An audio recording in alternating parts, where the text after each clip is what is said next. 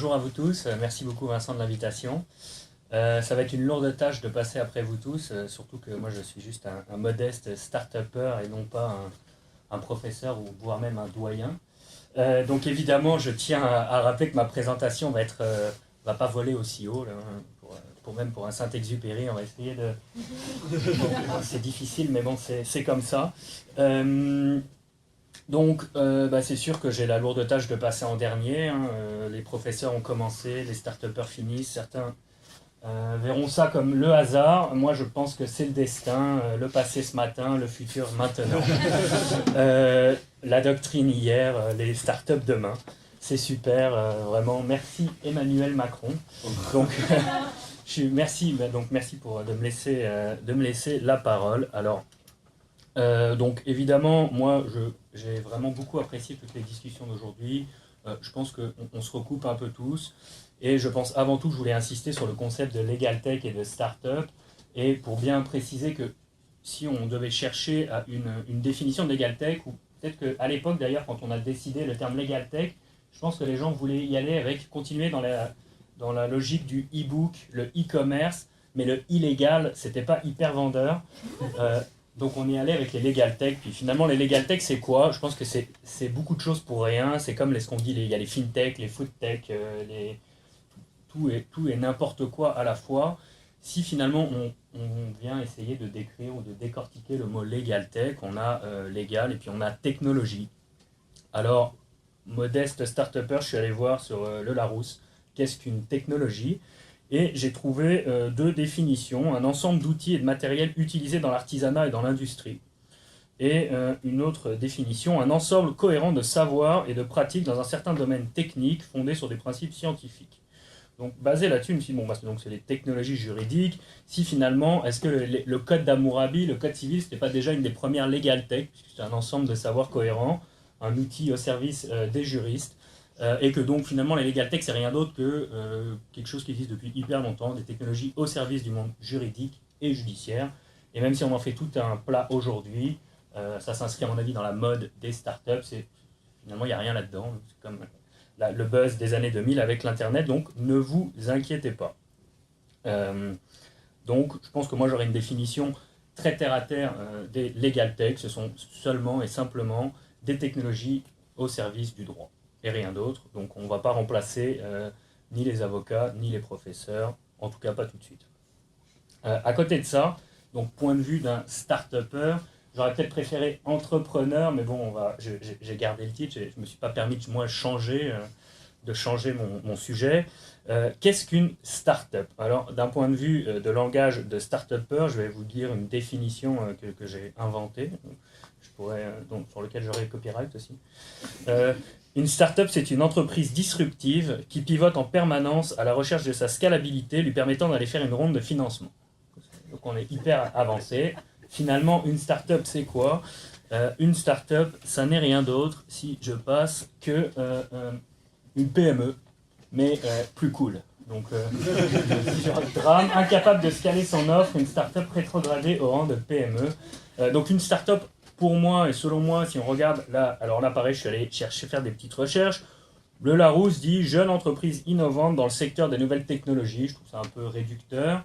J'aime beaucoup l'optimisme québécois, l'Office de la langue française, qui d'ailleurs traduit start-up par jeune pousse. Hein, bon, on peut se poser des questions, mais la définition de jeune pousse, selon l'Office de la langue française, c'est une entreprise innovante et dynamique, super, lancée depuis peu, et qui est promise à une croissance rapide. Ça, j'adore. Donc, c'est pour ça que j'ai parti ma start-up. La croissance, ça va être rapide. Tout va bien aller. Malheureusement, quand on regarde les chiffres, c'est surtout promis à un échec rapide, hein, puisque 70% des startups se cassent la gueule très rapidement. Donc bon, mais c'est bien de toujours y croire, sinon on n'irait pas, on ne le ferait sûrement pas.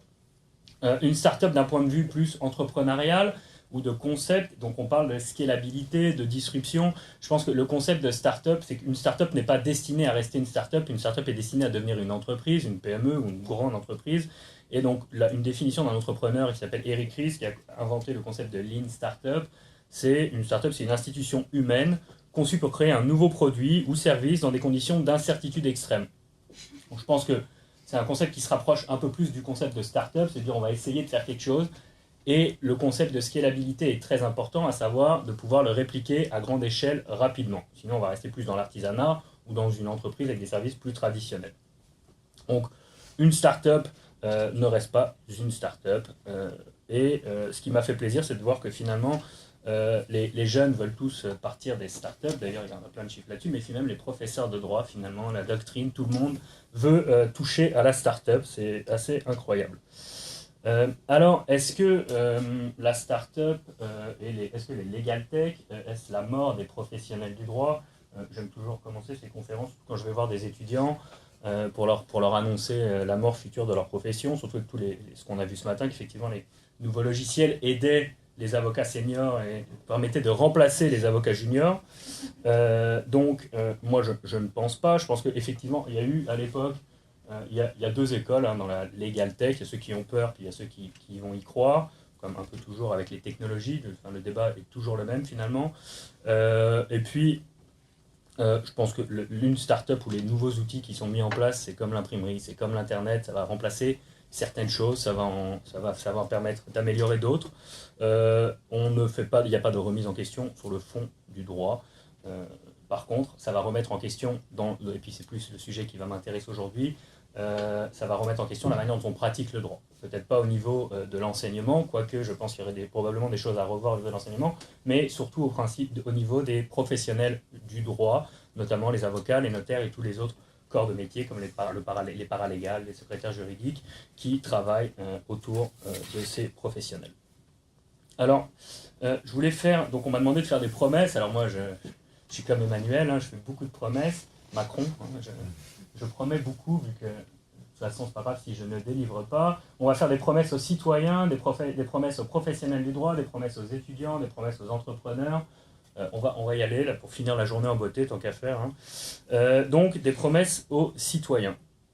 Alors, je vois les legal tech, moi, comme une façon d'aller régler quand même une problématique qui est réelle, qui est la problématique de l'accès à la justice. Quoi qu'on en dise, quoi qu'on fasse, les statistiques sont là, les statistiques sont quand même assez impressionnantes, qu'elles comprennent les statistiques canadiennes, les statistiques américaines, les statistiques européennes. Le chiffre est le même à peu près partout. On parle de 80% des citoyens qui ont des moyens réduits, ou en tout cas peu de moyens, ou de la population en général, qui n'ont pas un accès à la justice convenable.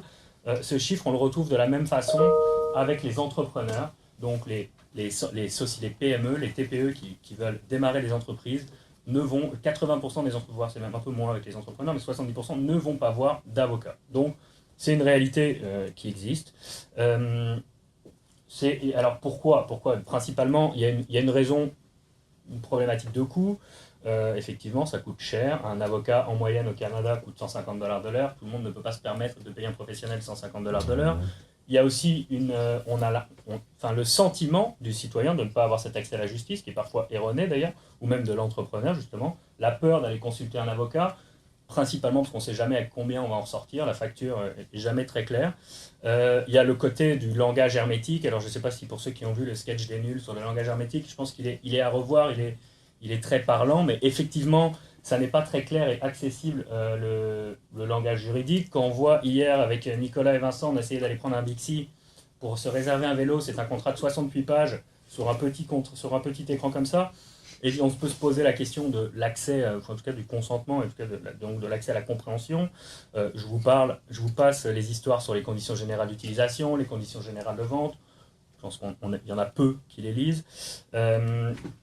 Donc des problèmes de longueur en termes d'accès à un procès. On parle de plusieurs années aujourd'hui au Québec pour avoir accès à un règlement. Donc tout ça génère un problème de manque de confiance dans le système. Et je pense que les technologies peuvent nous permettre justement de faire regagner confiance, si c'est utilisé à bon escient, évidemment, avec tous les risques que ça peut générer, regagner la confiance dans le système pour offrir un meilleur accès aux citoyens d'un point de vue général.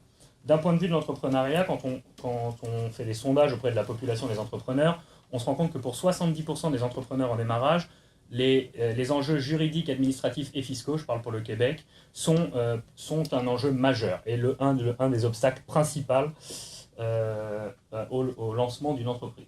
On se rend compte qu'effectivement, les problématiques juridiques sont une problématique. Et quand on sait aussi que dans les faits, plus de 50% des entreprises au Québec se lancent avec 20 000 $ de budget ou moins, et qu'en moyenne, créer une entreprise avec un bureau d'avocat, c'est 2 000 $, une convention d'actionnaire, c'est 5 000 $, on se rend compte que finalement, l'entrepreneur peut se dire, bon, bah ça, on verra plus tard, on va serrer une bonne poignée de main, de toute façon, ça ne changera rien. Donc finalement, la réalité, c'est que les gens ne vont pas voir de professionnels du droit pour se faire encadrer. Et quand ils y vont, c'est souvent parce qu'il y a un problème. Donc évidemment, on a un moins bon rapport avec son avocat parce qu'on ne se rappelle que du problème. Et ça coûte souvent plus cher. Alors, je pense aussi qu'on peut faire, donc les legal tech, à mon avis, peuvent amener des promesses au niveau du citoyen. Au niveau des professionnels du droit, alors là, ça a été la hola, les avocats, les notaires, attention, le monopole, on nous vole notre métier, nous, avocats, nous faisons du sur-mesure, c'est très dangereux de généraliser. Je me rappelle d'une conférence que j'ai vue à l'époque de la fondatrice d'Éducalois. Donc pour ceux qui ne connaissent pas Éducalois, c'est un site d'accès de vulgarisation juridique pour les citoyens au Québec. Et elle racontait qu'à l'époque, quand elle allait demander du financement au ministère de la Justice, donc au début des années 2000 ou fin 90, on lui a dit deux choses. La première, on lui a dit sur Internet, mais qui va aller sur Internet? Bon, ils se sont un peu trompés là-dessus. Et la deuxième, ce qu'ils ont dit, mais attention, c'est hyper dangereux. Vulgariser le droit, c'est comme mettre des conseils médicaux en ligne. Les gens vont s'auto-diagnostiquer. Et ça va être pire que tout. Il ne faut surtout pas leur donner les ficelles du métier. Sinon, on va droit dans le mur. Je pense que en tout cas, les 10 ans qui s'en sont suivis leur ont donné tort. Au contraire, je pense on a un devoir d'éducation, de vulgarisation et de rendre de donner le droit plus accessible. Donc, quand je veux parler de promesses aux professionnels du droit, puis si j'y inclus, excusez-moi, les professeurs, évidemment, c'est super, ça permet des professeurs de venir se balader à Montréal pour un week-end. Plus sérieusement, je pense que il y a un grand nombre de questions qui vont émerger, mais pas tant au niveau de la legal tech, mais plus de l'impact des technologies sur le droit. Pour les avocats et pour les notaires, c'est moins marrant quand même, ça je dois le reconnaître. Ça remet en cause leur monopole, c'est dommage. Ça remet en cause le corporatisme, c'est dommage. C'était quand même bien. Donc on met fin, comme le diraient les professeurs Ethan Katch ou un avocat qui parle beaucoup de legal tech qui s'appelle Mark Cohen, un américain, ça met fin à leur monopole du savoir. Le droit devient une industrie de service et non une industrie de savoir. Donc on se focus plus sur les besoins des utilisateurs ou des citoyens plus que sur la concentration du savoir. Et finalement, l'avocat devient plus un ingénieur, un analyste de l'information qu'un fournisseur d'informations. Et c'est là où, pour moi, comme avocat, je trouve ça plus intéressant, finalement, de pouvoir, justement, parler de valeur ajoutée et de passer mon temps à analyser des situations plus que passer mon temps à lire des textes. Donc, je pense que les technologies et les legal tech peuvent faire baisser le travail clérical, réduisent le risque d'erreur, on automatise, on standardise certains processus, on sort du concept d'artisanat pour aller vers un concept plus d'industrie, évidemment. Pour une profession comme les avocats, ça ne me plaît pas toujours, mais c'est la réalité. On gagne du temps. Quand on facture à l'heure, c'est pas sympa non plus, mais bon, on peut se poser des questions sur la facturation à l'heure. Donc, finalement, la technologie peut vraiment aider l'avocat à le remettre au centre, comme un conseiller d'affaires, et non plus voir ça comme un centre de coût, que ce soit pour les entreprises, là je parle évidemment. D'ailleurs, récemment, je trouvais ça assez parlant, il y a un sondage LexisNexis qui a été fait sur comment les avocats pensent ou voient les attentes de leurs clients et comment les clients voient ou attendent ce que les clients attendent d'un avocat. Je vais vous lister ça. Les clients, la priorité pour un client vis-à-vis d'un avocat, c'est que l'avocat ait une compréhension précise de ses besoins. Ça, c'est pour un avocat, la compréhension précise des besoins du client, ça vient en deuxième position. La deuxième position pour un client, c'est que le travail de l'avocat soit efficient. Pour l'avocat, l'importance de l'efficience, c'est la 9e position. Donc on voit bien le décalage entre ce que veulent les clients et ce que pensent que les avocats veulent. Pareil pour en 3e priorité pour un client, c'est que l'avocat s'en tienne à ce qu'il a promis en termes d'honoraires. Pour un avocat, finalement, il ne pense pas que c'est si important, il le place en 6e position. Donc il y a un décalage, et je pense que les professionnels du droit se ferment les yeux, se voilent la face sur la réalité du marché. Enfin, je pense qu'il y a un marché pour les avocats, et pour les professionnels du droit de façon plus générale, même s'ils voient les legal tech comme des voleurs de jobs ou des voleurs de clients, moi je vois plus ça comme un nouveau marché, puisque justement les legal tech vont essayer d'aller desservir une clientèle qui n'est pas traditionnellement desservie par les professionnels du droit. Donc on s'ouvre là un marché qui finalement en nombre est plus grand que le marché actuel qui est desservi, puisqu'il y a plus de gens non desservis que de gens desservis. Enfin, il y a quelque chose d'assez intéressant avec les legal tech, on en a parlé tout à l'heure, la gamification ou l'apparition ou la mise en avant du legal design. Donc on repense la façon dont le droit peut être enseigné, mais aussi le droit va être transmis, donc avec revoir toutes les notions de consentement. Donc je pense qu'il y a beaucoup de choses à faire en collaboration entre les théoriciens et les praticiens pour justement rendre le droit plus accessible. Alors, si le legal design, ou en tout cas les legal tech peuvent amener à repenser certains formalismes, certains désuets, je ne pense pas qu'il faudrait quand même aller jusqu'à l'orthographe, même si c'est ce qui se passe avec les étudiants, mais bon, ça c'est autre chose. Enfin, je voulais faire des promesses aux étudiants, même si Ross va probablement remplacer leur boulot, et que malheureusement pour eux, la course au stage, donc pour ceux qui ne connaissent pas, c'est la course pour accéder au grand bureau d'avocat, n'est pas aussi prometteuse qu'avant, et que leur magnifique travail dans des gros bureaux à faire des fusions-acquisitions n'existera peut-être plus dans le futur, parce que l'anecdote pour les fusions-acquisitions, c'est que j'enseigne à des étudiants au baccalauréat en droit ici à l'Université de Montréal, et quand je leur demande en début d'année à chaque cohorte, puis cette année c'est encore la même chose, qu'est-ce qu'ils veulent faire plus tard, 80% des étudiants veulent faire des fusions-acquisitions, même s'ils ne savent absolument pas ce que c'est. Mais on veut tous faire des fusions-acquisitions. Et quand on leur demande s'ils ont déjà entendu parler de technologie de l'information, alors là, c'est absolument pas. Parfois, je me pose des questions. On sait que... et puis alors là, c'est une autre réalité.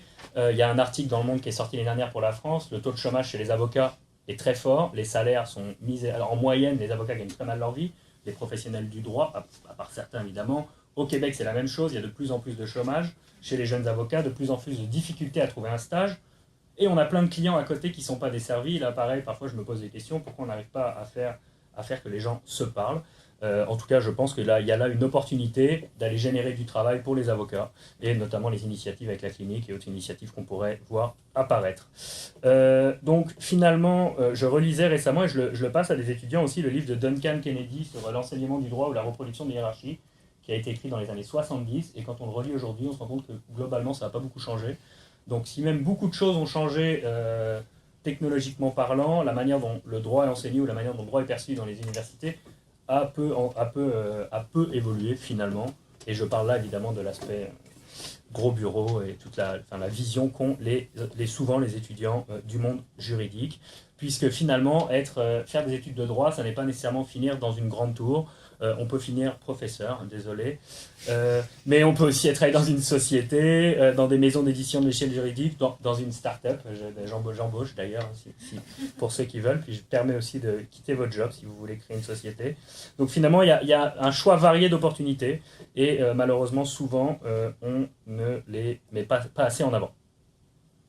Enfin, je voulais finir sur une promesse aux entrepreneurs et donc aux employés là, qui en ont marre de leur boss. Quand on regarde l'industrie des services juridiques, donc là on est d'un point de vue très pragmatique, l'industrie des services juridiques au Canada, aux États-Unis est en très faible croissance, c'est une croissance à peu près d'1% depuis une dizaine d'années. Les prévisions vont plutôt à la baisse. L'industrie des legal tech, elle, est en forte croissance. On parle de pourcentage de croissance de 7 à 10%, avec des prévisions de croissance encore dans les prochaines années. Donc on a là un marché en effervescence. On voit apparaître des nouvelles manières d'exercer le droit, d'un point de vue, évidemment, là je parle d'un point de vue d'avocat, des nouveaux modèles de bureaux, des bureaux décentralisés, en impartition, sans bien immobilier, donc sans coût, comme des bureaux comme Axiom. Je ne sais pas si vous en avez entendu parler, mais c'est un des plus gros bureaux d'avocats au monde maintenant. Ils sont à peu près 3-4 000 avocats, ils n'ont pas de bureau fixe. Et c'est le bureau à plus forte croissance au monde dans les dernières années. On voit aussi apparaître les Big Four, donc les KPMG, PwC de ce monde, créent tous des bureaux d'avocats. Selon les statistiques, si ça continue à ce rythme-là, dans 5 ans, la majorité des avocats sur Terre seront employés par les Big Four et plus par les bureaux d'avocats. Donc on voit vraiment un changement de paradigme dans l'industrie des services juridiques.